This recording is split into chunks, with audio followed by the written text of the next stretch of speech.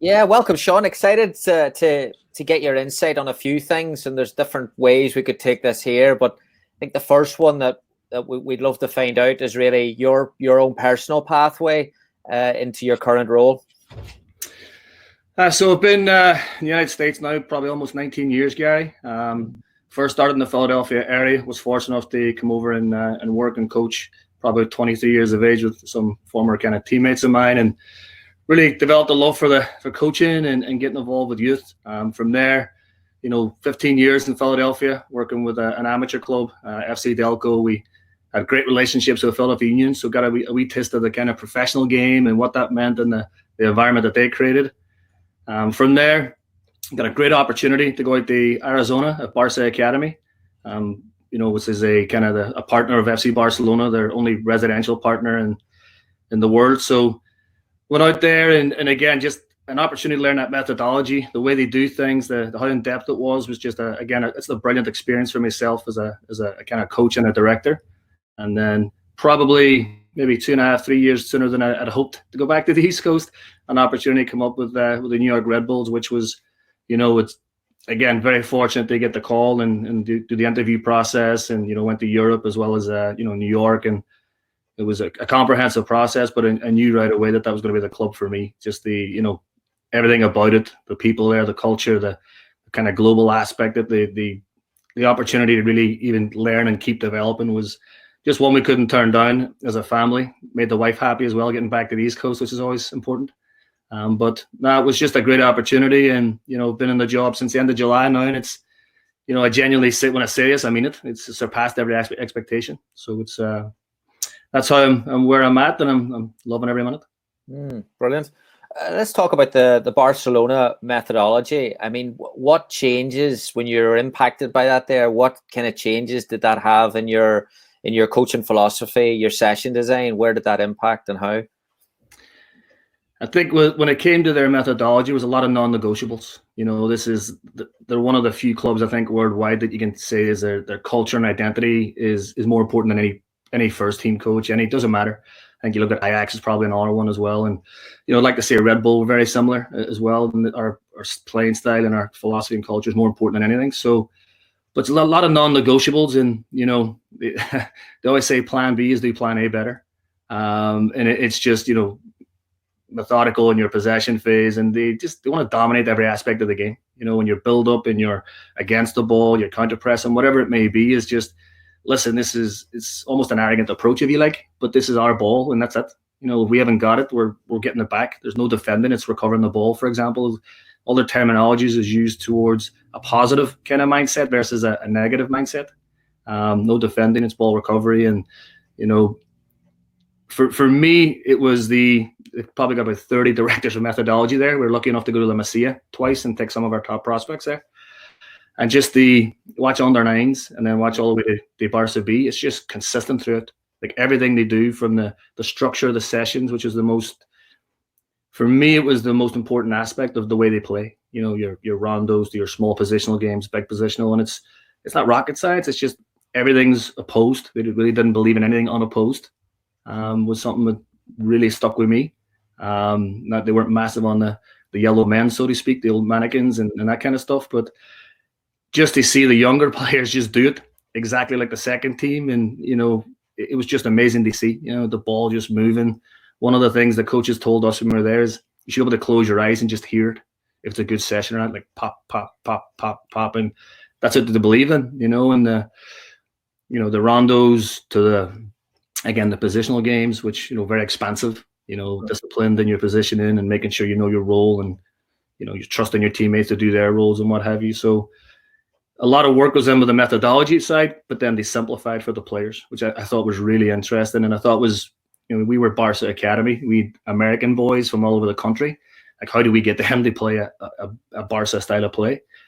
And it was just fantastic to see. I mean, in year one, one of the groups we had got to the, year one of the academy, we got to the semifinals against Seattle, a great Seattle team. And it just, you can see how the structure and how they train and the non-negotiables just transfers onto in the game.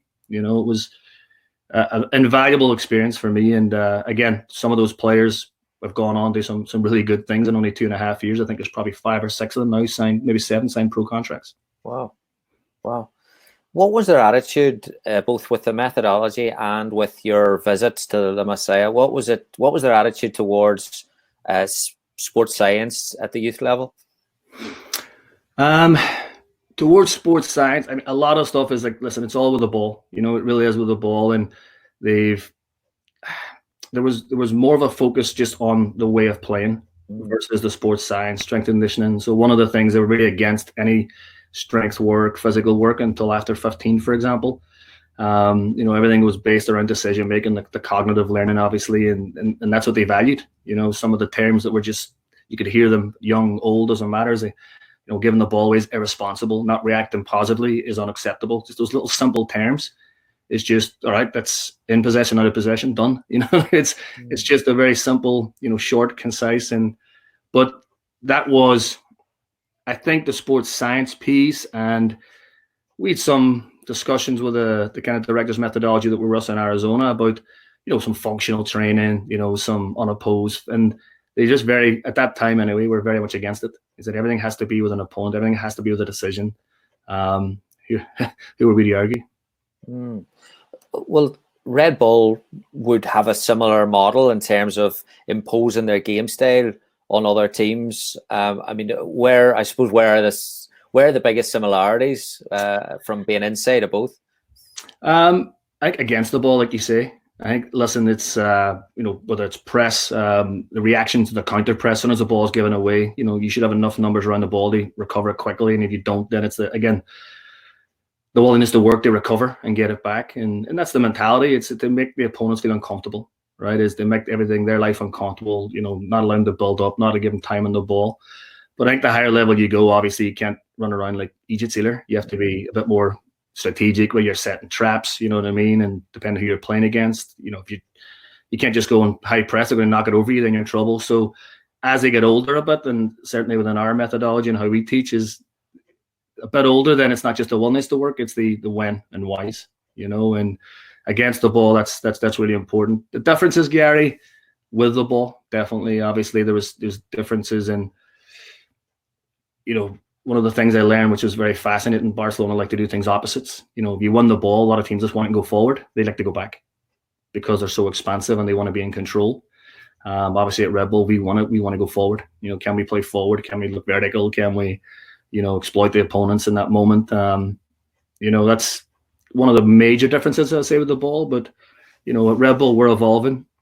You can see it at Leipzig, obviously, even under Julian Nagelsmann and how they're playing. And, under Chris, our first team coach, is fantastic. We are focusing a bit more on how can we be better with the ball, not just being against the ball, or maybe that's a perception, but can we teach our young players and the players we're bringing in to dominate every phase, every aspect of the game? That's the goal. Yeah, it's really interesting. The tactical intelligence seems to be like the holy grail for coaches to try and coach that in, especially in a culture where the US, where it is more transitional. How do you, I suppose, with a raw product of a kid that's used to playing a certain way, how do you layer in so many tactical decisions? When we first come in pre-season, and again, I started late July, so the kind of teams were almost selected, and the club was without a director at the time. So number one, we had too many players not at the level. But pre-season, everybody's working hard, and like you say, transition after transition. It was like watching car crash after car crash, to be honest with you. And just coming from where I was, it was just very, very different.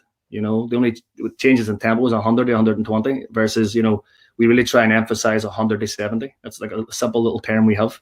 In the moments, the finishing moments, is just calm down. Just take a touch, just relax, make sure your decision making, your technique is, there's a lot of stuff being done very quickly, but that final moment, for example, it needs a bit of calmness. It probably needs an additional touch. And that's what we kind of really, with our academy players, try to emphasize in possession. You're doing so much great work. The American boys, the players here, you never have to ask them to work hard. They're just very honest, very eager to please, so to speak. And their work rate's unbelievable. And they're athletic. I mean, they're just naturally, there's such great diversity here, especially where we are. That's the easy part. So for us, we really focused on probably 90% of our teaching was just with the ball. just decision making and helping them understand the why. We want to play the best teams in the world. You want to play and behind. That's the most direct path to goal, but there's no space and you can't play that pass, and helping them understand that when it's on, when it's not, how you can manipulate them to play the way you want to play, to draw them out to play in behind. It's really been decision making for us, and just slowing it down, changing the tempo. And that's been probably 8 and 9 months in the works, but very pleased with the progress, honestly, very pleased with the progress. And the staff have really bought into it as well, which helps. How much is analysis and data? How much is that layered into the teaching as well then at Red Bulls? Because it seems to be very progressive with that there. It is. We've gone through a transition phase. Yeah, we've hired a new head of scouting. Our head analyst came from Southampton, Natasha, who's brilliant. She's very much an academy background as well. So she's been really helpful in regards to getting a lot of that sorted. Totally honest with you, we don't have an academy analyst at this point. It's a position we want to bring in, and we're looking to add simply because our coaches have been asked to do a lot, and they're also, to be fair, they code, they clip, they do the scouting reports, they do it all right now, which is a lot. But we value it massively. We're very fortunate. Ortec kind of give us a lot of data from the games that we play in, and we kind of use that obviously to work with individual development. Obviously, how balls regained in opponent's half, for example, is a big thing for us in our philosophy. Forward passes, for example, we try and use that data, but we really tie it into our philosophy because there's so much data points out there that you get lost on it, and we really try and narrow it down to what's important for us. And again, doesn't make it right or wrong, but it ties into our philosophy and what we believe in. And again, the coaches do an unbelievable job of making sure that we're teaching the players, teaching the teams, and again, I think we're not where we want to be. We're probably at a decent stage, but we need to evolve here. What's the pathway for players from the US? Something that I'm not familiar with at all. I mean, for a player that wants to kind of go through, and are all the clubs linked to where they can get different experiences in places? Or are they pretty exclusive towards keeping the players there at the youngest age groups? If that makes sense. In regards to our academy, Gary? In regards to, like, say you've got a 14, 15-year-old and he's a big talent, is there other clubs that have the option of taking a look, or is it he's going to go through that there first and foremost? He's going to be an MLS player? No, listen, for us, our objective is, we have a full, academy comp all the way down from the youth programs, 5, 6 years of age, all the way through to under 19. So the goal for us is, the best example I can give you is a Tyler Adams, for example, right? A Tyler Adams came through the club when he was probably 6, 7, 8 years of age, identified at a camp out in Long Island, where he's from. So then obviously identified him, brought him into some of the youth programs, the pre-academy. He played in the academy. Obviously, you could see his mentality and the way he did things was different. Not the most talented, based on what I've kind of been told, but his mentality was different level, and his development just accelerated every time they push him up. He'd excel. He'd push him up again, and they train him with the second team and signed as a 15-year-old as a homegrown. Played when he's 16 against, I believe he scored against Chelsea, I think it was, at Tottenham in one of the preseason friendlies. Just fearless, just brave, and obviously from there he plays on our first team, does exceptionally well, and the national team, and obviously, as everybody knows now, he's at Leipzig, and he's a Champions League player, and he's when he's fit and he's healthy, and he's just top level, and but that's kind of for us what probably great looks like. But at the same time, I mean, we want them to go through our steps and be here. We're developing and investing in them to make our team better, and that's our number one objective, is to get them into our second team, first team, do well for New York Red Bulls. And if there's something that you can move on to, then fantastic, and then there's a return on investment for us. And the goal for us is more, Tyler Adams can't be the outlier. He can't be the one. We have no excuse with the talent pool, the population density and the diversity we have. There's no excuse. We should be, churning them out. There's a lot of noise about the lack of growth in the US. So in terms of like progress the national team's making, and kind of gets tarnished with the whole youth community. Where do you think with the academies that are now coming in, and how many years they've been in, where do you see the biggest growth in the US youth player over the past 5 years? Like, I've been here almost 19 years, and it's unbelievable from where we were to where we are. I think the development academy obviously announced that they've US Soccer announced that they dissolved the league, but that's been the biggest difference for me. It's they just professionalized it. They had standards in regards to, you know, the substitution rule is a basic one. As basic as that sounds, the substitution rule of the on and off all the time. It just the game was never the game. The product was never the correct product. But it's something as simple as that is learn players. You have to last 90 minutes. You have to get a second one, the third one. You have to fight through things, and the quality of coaching, education's been much developed. And again, just clubs becoming more professionalized with curriculums and everything, and it just support staff. It's night and day from where it was, Gary. And listen, the actual team, call it what you like. For me, I look at the young players coming through. I mean, so many top talents now only playing in Europe.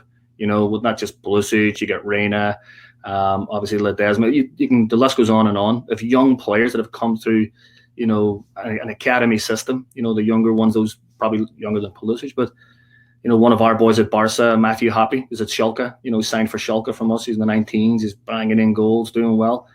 I don't look at the negatives. I think it's so many positives. It's just it takes time. I think the generation doesn't qualify. Maybe it wasn't a great generation. I mean, we're Irish. We should be able to relate. Every country goes through that. Great generations where it's not maybe as much talent or depth or what have you. But I think the future is very, very, very bright. And I look at 2026. I think the US is going to have a very, not just a good start in 11, some depth in there as well. If you're hiring a U18 or U19 coach tomorrow, what would you be looking for?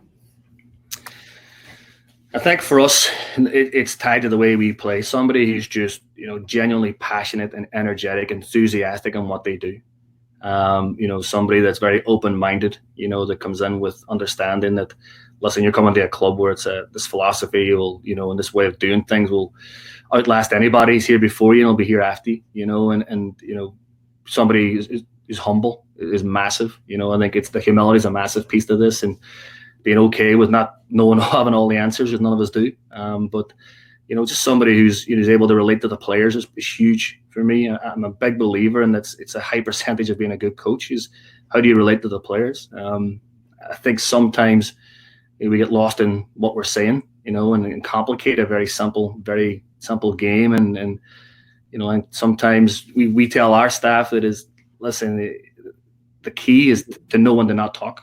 It's just observe. It's easy to commentate and it's easy to just say everything, but number one doesn't help. You're basically doing it for you, and the players don't want to hear you anyway. It just becomes noise. So it's knowing what to say in the right moments. And anybody's played, the worst thing you can hear from a coach is stop. You know what I mean? Stop. I don't care what they say. I don't mind listening. So it's just being able to find creative ways to coach at natural stoppages. Being able to coach in the flow of a game is one of the big ones for us. Is don't stop the game. Just a little whisper here, a little moment here, and you can pull him aside if you want. But even then, you stop him playing. He's not happy. He's probably not listening. So really, somebody just willing to learn and just again doesn't make us right or wrong, but just get on board with how we do things. So that's what we look for. And again, somebody just ambitious, good person, but a banter. Obviously, good ever in the office is important as well. So yeah. So if you have a 22, 23-year-old who's just kicking off, there's obviously going to be a gap between they're probably not going to have those skills developed yet to go into your environment. What are your thoughts on where they could get those in the US? What pathways could a coach take before getting to your level? I think I was very fortunate to have some really good people to learn under. I think it's massive having mentors and really just having people they speak to and the people who tell you the truth and be honest with you. And those are in my opinion, the best people who will help you accelerate your development. The licenses were great for me. I really enjoyed them. Some people say, "Oh, this," and you can always take something from everything. I did my C and my B and my A, the USSF licenses here, and they were great. I had some good relationships, friends I have still to this day, and people I talk to and get advice from. And I think it's massive. I think the biggest thing for a young player trying to go into coaching is they think it's the same. They think because they could play and they know the game that the coach it's a completely different profession. and just because you played it and you can strike a ball doesn't mean you can coach and relate to players and help them understand. So it's just learn, don't think that and don't be humble and don't think you're entitled to something just because you're a player. That's one of the worst things I see, to be honest with you. And then people get thrown into positions they shouldn't be in and they end up failing. Yeah, like how much is the role then of overseeing all this? How much is it? Well, you're almost holding coaches back from doing too much, from inputting themselves too much. Do you think that's in our culture, or do you think that's just coaching in general? Listen, I was probably the most guilty, to be honest, and just trying to talk too much, trying to do too much. And it was a friend of mine, Lee Martin, one time was coaching me, and his best thing he ever said to me, he said, "Sit down, shut up." And I was like, all right, fair enough. He said, just let the game, let them feel it, let them get let them get into it. This, your job's done. You trained them during the week. Your job's done. He said, just watch it, observe it, and especially in the games. And you're the supporter. You're not the coach. You're the supporter. You know what I mean? Help them. And I just thought it was very. Just take the emotion out of it. It was just like he was putting himself in the player's shoes versus, you know what I mean? Just let the game come to them. Let them feel it. Let them figure it out. That's the only way they're going to learn. They're not going to learn by you telling them. You're a youth coach. You don't have to win. You don't have to win this game. It's ultimately the X's and O's business is our first team. And that's where, that's the only team that has to win. Everybody else, we're trying to develop individuals, So you're going to focus on anything, focus on, Gary Kearney, he's our number 10 here. What's he doing? What's his off the ball movement? How's he performing? Because that's what's the most important. If somebody signs as a pro, that's success for us, not winning a game. It's also difficult though, whenever you're playing a style of football of pressing, high tempo, counter pressing, because we're almost conditioned to think that that's heavily influenced by you need the coach that's standing up telling you to do go, go, go, go. I mean, yeah, is that an issue with any of these teams, the way you're saying, listen, how do you get the coach to get the balance right between impacting but then not holding the hands? So when I came in, a lot of mine was just observing them all. I mean, obviously the coaches were there. For the most part, I brought one of the coaches in that I knew from the past. He kind of fits the mold that you think is like-minded and maybe has a more polished coach than Jonathan Rose, who works our 15s, is very good. But the other coaches, just a lot of observing. Some of them had those attributes. Some of them were just commentators, and they just had this. I was like, listen, like you're making me anxious. I'm laid back, and you're making me anxious. Just settle down. And if we've done our job and we've articulated, listen, in these moments we press, in these moments we drop off, and then they should know what to do. We shouldn't have to tell them. If we have to tell them, then our time's been wasted all throughout the week, all throughout the month. We talk about principles and how you do things. We're massive on that. And there's cues of the games where they have to see or even feel it and go and do it. I'm a big believer in if we're making decisions for players, one of the things for us, Gary, we're trying to get there, we're not there yet, is the coaches to stop coaching the player on the ball. Stop coaching the player on the ball. He only has it for probably 2 minutes of a 90-minute game if he's good, and you're taking away decisions from him, and if you're coaching the player on the ball, it's very short-sighted. You're just seeing that space versus what's going on everywhere else, which is more important. And that was one of the things I really learned at the Barca Academy. It was, one of the things and fortunate to go to La Masia is if you're coaching the player in possession, you fail already. It's not like never do it. Younger players maybe need some help a bit, but I just thought that was brilliant. If you're coaching the player on the ball, you're missing the game. So yeah, interesting. Last one for you, and then I'll turn it over to Enda. This is I could ask another 20 questions here.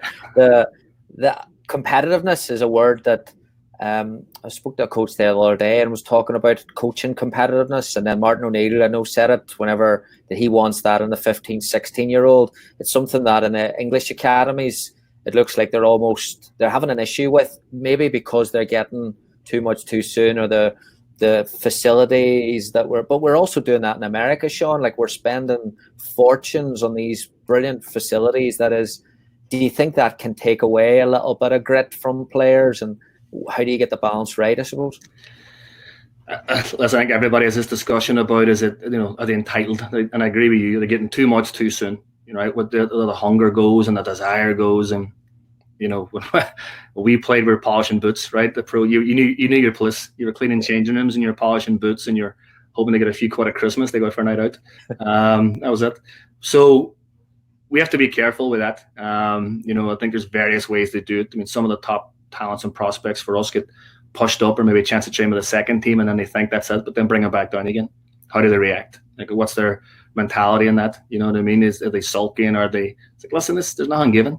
You know, there's nothing given. You have to earn it, and we're definitely to try and teach a competitive training environment that's tough. One of the simple ways that we've done, and again, I thought was very effective, is just we have a league table. You try and do like a league table each week of every activity has points associated with it, right? Whether it's a rondo, it doesn't matter. And then at the end of the session, you get your points, and then you start to do a league table, and then they start to go, all right, where am I? Fuck it, Sean's bottom again. I need to step it up. I need to pick some better teammates. But ultimately, it's just fun, engagement. But it really does drive a wee bit more of the competitiveness to it, even to an activity that could be somewhat warm up, just getting going. What's the point? I mean, just getting going, you're wasting time. So just adding some little points to that, it just tempo goes, the intensity goes, things of that nature. So ways you can kind of hope maybe facilitate or try and influence the competitiveness, maybe, Guy, is the way we try and approach it. But sports psychology piece, we're nowhere near where we need to be on that side. And we think we value it and think it's very, very important about the mentality of a player. But we need to evolve in that area, and I'd love to hear some people's experiences and how they found success in really developing a top winner's mentality. Yeah, really, really interesting. Last thing I saw that Ravel Morrison was, I don't know if you saw it during the week, with Carragher and Neville were on and they were talking for Wayne Rooney's, said he was the best talent that came through, never made it. And then Carragher was saying, but that's part of your talent is your attitude and your application. That is part of talent. Suppose are these values going to start coming back in? Humility, the old-fashioned things that we've maybe lost in our coach education part? I hope so. Honestly, I hope so, because I couldn't agree with it more. I mean, people say talent, and automatically, I think it's probably the YouTube generation. They see all the skills and all the stuff that goes on, but that's a small percentage of the players in the world, and there's only a few people can do it. For us, it is how do they train, and you move them up. How do they react? It has to be the mentality. Talent's not just somebody who has ability. Talent, John Terry, what a talent. Won in headers, leading, wasn't quick, but that's talent to me. The talent is how you define it, and it's definitely what position you're in, and it's what's your role in that position, what type of for us a talent is somebody's endurance, they closed down, won the ball back, and that's talent. I think it's probably, in my opinion, I think you alluded to it, Gary, was just we need to get back to that. The willingness to work and the willingness to be selfless is one for us. Like, just have that. That's a great start. You know what I mean? And the other stuff we can work. Yeah, there's Jim McGuinness. We were just talking before we started recording, but that was one thing Jim said that really stood out to me. Was he says that we're at a great advantage where the top teams, the Liverpool and for you guys as well, that it seems that are really successful, are now hard-working teams. So now you can, it's not players that are standing around. It's not the Berbatovs of the world. Nah, I'm a Liverpool fan myself, so it's they see Mane and Salah tracking back, recovering the ball, and defensive third is just, these are world-class players that normally maybe wouldn't do those types of things. It's what a culture he's created. And what a culture he's created for them to be willing to do that. Brilliant. Sean, enjoyed that. Top class. I'll put a Enda on here if he's still about, and he'll take some questions. Thanks, Gary. I appreciate it. No, top class, Sean. Thank you. Sean, again, great to have you today. It's brilliant insight. So talk about what did you learn from the Barcelona Academy, your time obviously with them, that you've brought into your own kind of coaching philosophy, and did that experience change the way you kind of did things for yourself as a coach? Absolutely. I learned, honestly, 2.5 years. I learned more than 2.5 years, and I learned the previous probably 16 in the coaching world. It was just, with the experiences of going there and talking to some of the greatest minds in youth development, it was just invaluable. But their structure and their whys. We do this because of this. That was the most important thing. Players want to know why. Why are you telling them to do this? Why are you teaching them this? And if they feel like it's a benefit for them, then they're bought in. If you do this, if you work against the ball and press, you'll score more goals. You'll have more goal scoring opportunities. Boom, done. Light goes off. I'm doing that. If you play selflessly and move the ball a bit quicker, then that last final additional pass could be you finishing. It's that selflessness to almost selfish gain, if you know what I mean. I know it sounds kind of hypocritical, but that's what we had to get into their minds. The with the ball stuff really is something I took to Red Bulls, and it was good timing. That we were evolving as a club in Red Bulls, and the philosophy and how Chris from the first team all the way down wanted to be, just improve with the ball. And obviously, as everybody knows, Barca is probably one of the best at doing that and how they do it. And from the structure of the sessions is really where it happens. As I said to Gary, some of the rondos, making sure everything we do is, opposed. There's a time and a place for maybe unopposed for us, but it's rare. We want everything to be decision makings, and again, the technical execution all comes within that. You know what I mean? You don't, could be 4v1. There's still a decision making in there. It doesn't matter how easy it is, but it's better than passing around cones or mannequins, in our opinion. Yeah, for sure. What does a weekly training cycle or schedule look for an academy player at the New York Red Bulls? What's type of a typical week for your academy players, staff? Yeah, so from the players' standpoint, we train 4 times a week. We give them one night off to academics, catch up, be at home, be with the family and what have you. So ours is on Monday, which is kind of our +2 game normally. We focus a lot on the position specific and functional that day. So more of the individual development piece. If there's players that haven't played a lot of minutes, we'll do something extra with them to get them up to speed, just to get their fitness going. And then Wednesday is really we get into it. I mean, the same as everybody else. It's a -3, high workload day, philosophy-based day. Thursday the same, relatively similar. And then Friday is our -1, which is game preparation. We don't really prepare for the opponent at our level until the day before the game. It's not that important for us. Again, we don't do one. One of the things, Enda, that when I came in, everybody trained during the evening. Yeah, which is normal. Obviously, we school and what have you, because they go to school here till they're 18. So we wanted to change that. So we brought our under-19 team to during the day. Our academy manager set up basically a flexible school schedule program for them. So now they could train during the day, more contact time. We could control their diet and nutrition. We could have those players training with the second team more often. So, that was a massive change for us. And then this year we're going to 17s and 19s during the day as well. So we're trying to, those older age groups, trying to professionalize as much as possible, making sure they still take care of their academics, but there's more flexibility these days with either online or what have you.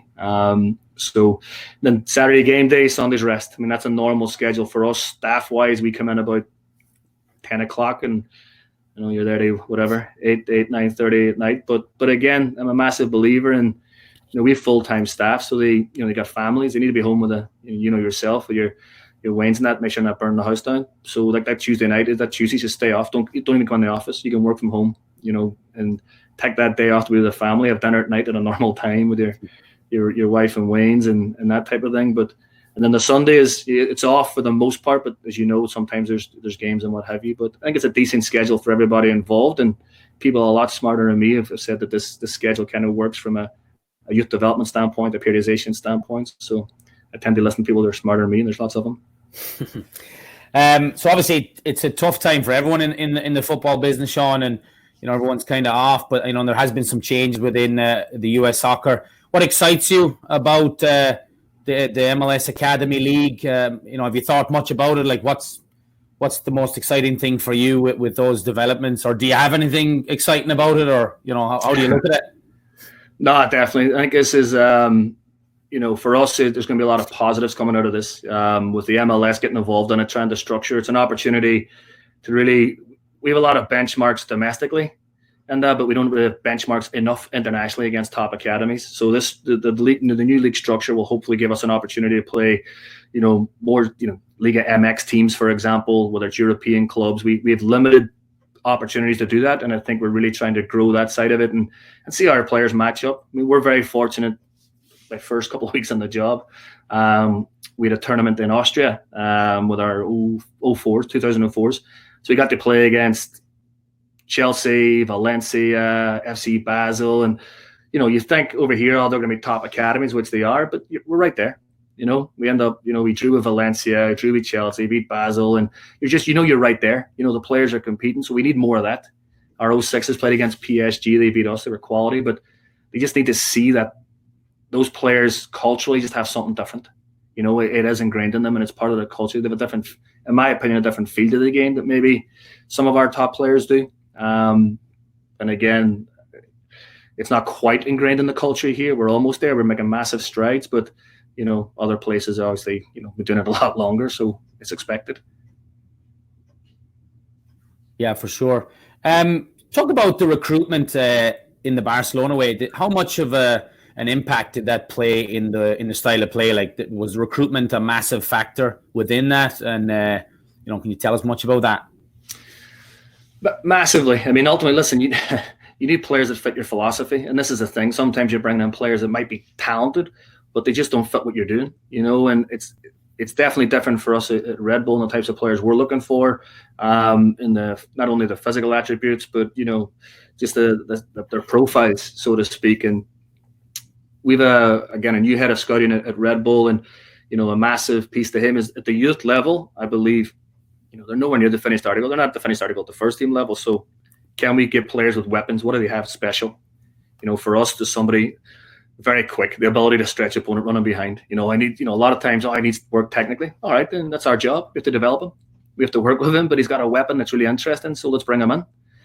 Maybe a player that you think, oh, well, he's not physically strong, maybe he's undersized, but you know what? He's got great vision. He can play that final pass that we need. Let's bring him in. Let's work with him. Let's see if we can get him, maybe it's a diet nutrition thing. Maybe it's work with a sports scientist or strength conditioning coach. So the head scout is really kind of, told us to look for weapons, just look for special talents, and then we'll see. At Barca it was the same. Is decision making was huge for them. Players who were comfortable in possession, good under pressure, and made the right decision consistently. That was a massive part of what we viewed then as talent. Yeah, for sure. So obviously, in college football, especially here, there's a lot of international recruitment, Sean. Within the MLS academy, I'm not sure of the rules, but does that play much of a role? Is there a global aspect to what you're looking to bring into 04s, or is it pretty much all a local type of thing, regional? And if there is a global piece to it, how does it work for you guys?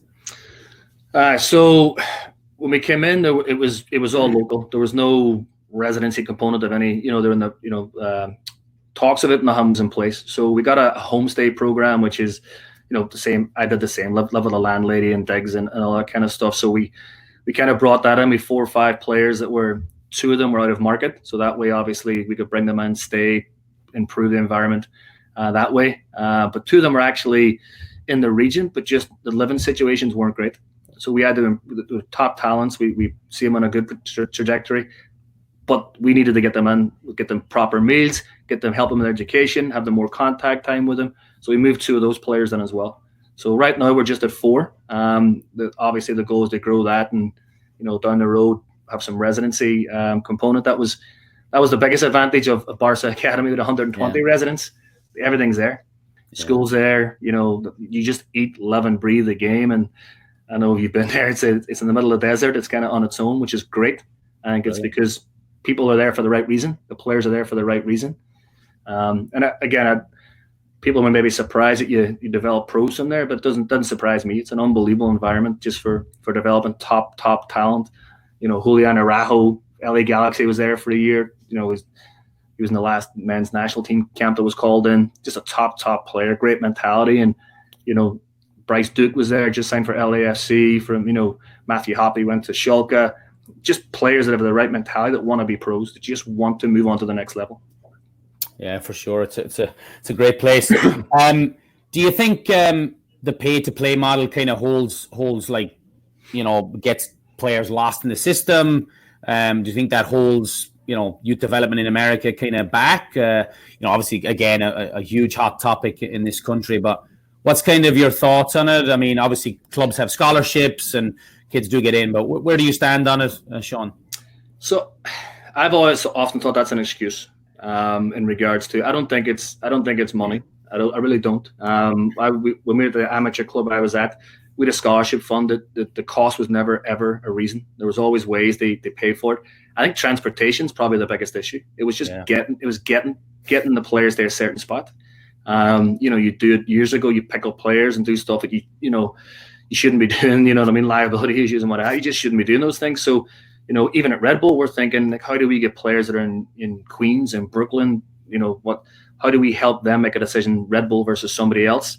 So we've come up with a transportation initiative, and they try and, here's a pickup point, and boom, you're here, bring you to a training facility, play, eat, whatever, and take it away. So trying to remove that barrier, and we're fully funded, but even clubs that are not fully funded, I think it's a really good idea to try and set up some type of transportation initiative. And I've often found it was always that. I've never been in a situation where it was money, because you'd always find a way to figure it out. Yeah, no. For sure. Sean, you talked about mentors a kind of a wee bit there earlier with Gary, but from your time as a player, I know you played at Finn Harps and in Ireland and now coaching. Who's your go-to people? Do you have like a bunch of mentors? Do you have one or two? Like, have there been some that have come and gone? Like, who would be your go-to people along your way? Journey? So, listen, I think there's a lot of people that you speak to and you respect, and you always ask your opinion. For me in the States, it's kind of been as a lad called Lee Martin, and what's great about it, he's a Leicester lad, but he's in the investment world and has made a lot of success investing for states and billions of dollars and things, so really intelligent. But he's a football man as well, and he's perfect because he's not too close to what's going on, but he knows enough, and then he'll just tell you the truth, and he'll be very honest. He was a lad told me, he said, "Don't shut up." And then I'll talk to my brother a lot. So my brother's a former pro. He's actually coaching Neil McCafferty. He's in Derry City now, coaching with Paddy McCourt. He grew up with Paddy and played. And so I bounce a lot of things off him. He's experienced a lot in the game. He'd say positive and negative, both in England with Charlton. He's a pro there for 5 years, and then back in Ireland now. So, I have a lot of people I talk to, but when I really need to make a decision and I really need somebody to tell me the truth, that's the two people I go to. All right, brilliant. Sean, we've asked pretty much all our guests we've had on, Martin O'Neill, Jimmy McGuinness, everybody. What advice would you give to a young Sean McCafferty starting out in his journey? What advice would you give?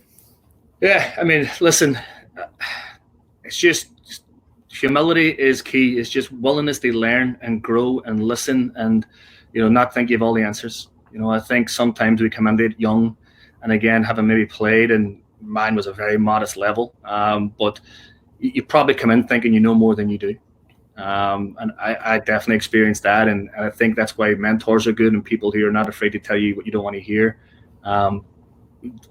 Get mentors, talk to them regularly, and just be willing to learn and be willing to be wrong. You know what I mean? It's, again, everything that I say it's not right or wrong. It's what we believe in. It's right for us, but it's different for everybody. And it's different. It was at Barca, and it's different, obviously, here at Red Bull. So, I think just being humble. It's a massive part of, I think, of somebody being a really, a good coach and somebody who can go far in the game. And that's honestly the advice I would have given myself. Brilliant.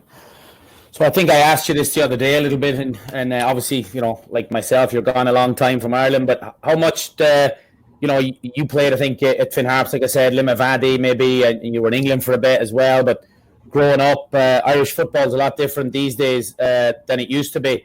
How much do you follow it? Obviously, there's the underage setup now there.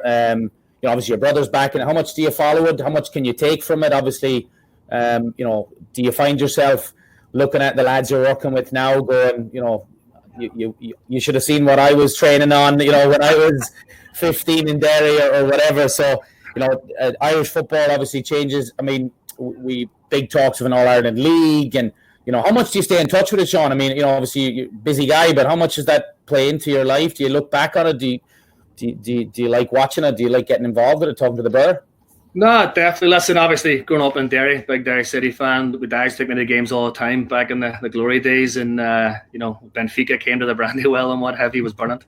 I talk to my brother probably every other day now. Like I said, I ask him what's going on and how it's amazing how professional it is. They're coaching down to play Shamrock Rovers, the Rovers facilities now that they have, and you talk about, I'd have loved to have had Paddy McCourt, the Derry staff, Donald O'Brien, my brother Neil McCafferty, boys who have been there, done it, can help experiences, but have gone on and got education, not just guys who have gone in, and furthered themselves and become, wanted to become better coaches. I had my dad and Mark McKeever played for Sheffield Wednesday in the Premiership. Actually, his dad was our coach, and you get 50 pence, go down to Templemore Sports Complex and play in gravel, and when the ball hits you in the leg, you're crying for an hour. It was, it's just night and day, and there's no coaching as such. You're just playing. Maybe there's probably a warrant to some of that. Maybe just playing. Don't get me wrong. Sometimes maybe we're over coaching, but the professionalism now with, and again, I can only speak to Derry and my brother and what they're doing.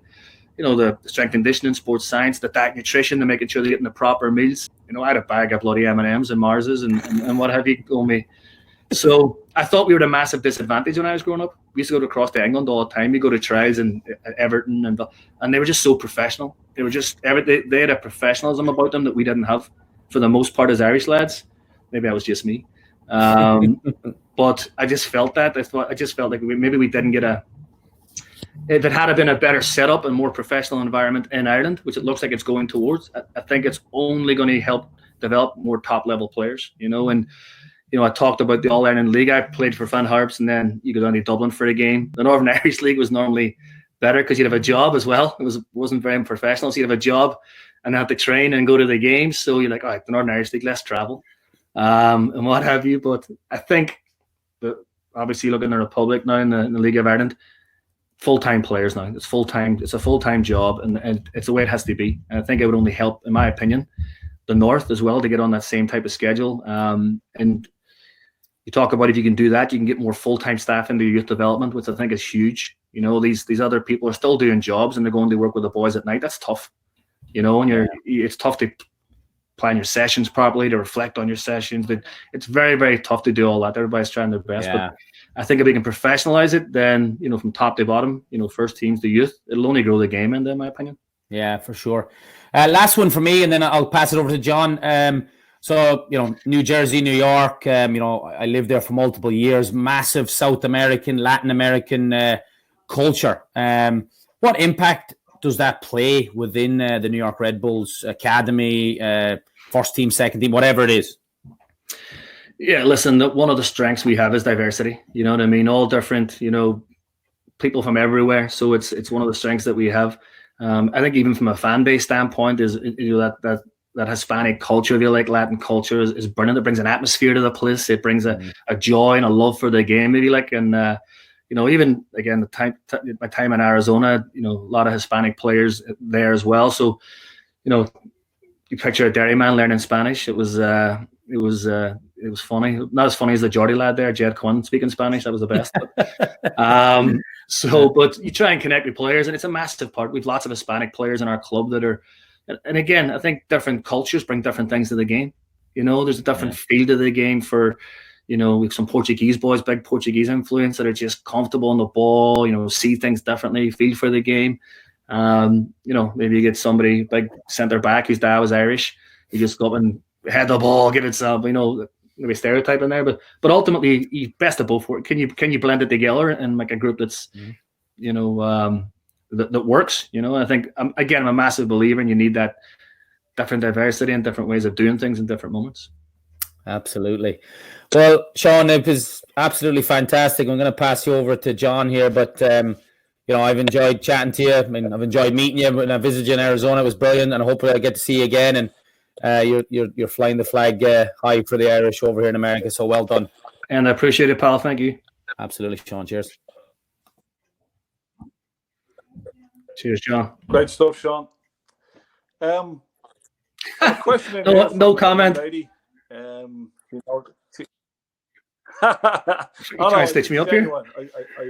I went through it. So back in the early 2000s, you coached a rather high-level girls team. Was there much of a difference between how you coached elite females, and most of them players moved on to top Division 1 programs, versus elite males around the same age and similarly looking comparable? No, objectives? I never, ever trained or treated working with the girls and the boys, ever. I was very fortunate to work with some top players, and actually, Sinead Farley was the best female player I've ever worked with. I mean, she was top level. Her dad was from Cavan, I think, and just what a player. But for me, I think it's doing a disservice. It's not appropriate. The female game over here is so strong. There's so many good players. There's so much depth.